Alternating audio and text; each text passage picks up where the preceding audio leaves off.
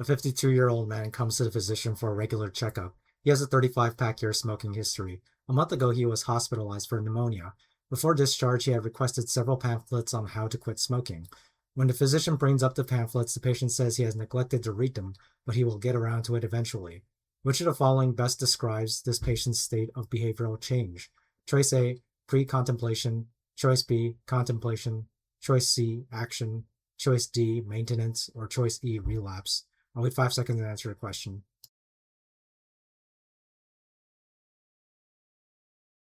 So these states in behavioral change, the majority of questions I see on them is getting you to differentiate between pre-contemplation and contemplation, because the other ones are just too easy. So here I think what would confuse some of you is the fact that he seems a little bit reluctant to be reading the pamphlets you've given him. But the fact of the matter is that he did request the pamphlets and he at least says he'll get around to reading them. So that still counts as choice B, contemplation. Because on some level, he does recognize there is an issue with his smoking. If this was pre-contemplation, he would probably just be denying the whole time that he has a problem. Or he'd outright say he doesn't need to read the pamphlets, something like that. So let's just run through the other ones real quick because, like I said, I don't think it's likely you'll get tested on them. Choice C, action.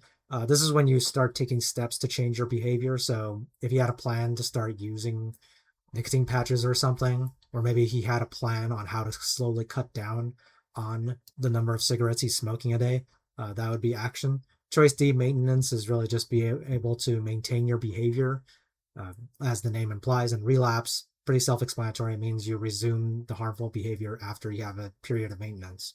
So like I said, the vast majority of the questions you get on this are going to be asking you to differentiate between pre-contemplation and contemplation, and they really like throwing in these annoying kind of confounding details into questions like this. They like telling you that, oh, they're kind of reluctant to read it. But as long as the patient mostly recognizes that they have a problem and they have it in their mind that they want to change sometime, that would be contemplation. Hope you found this video helpful. I'll see you in the next one.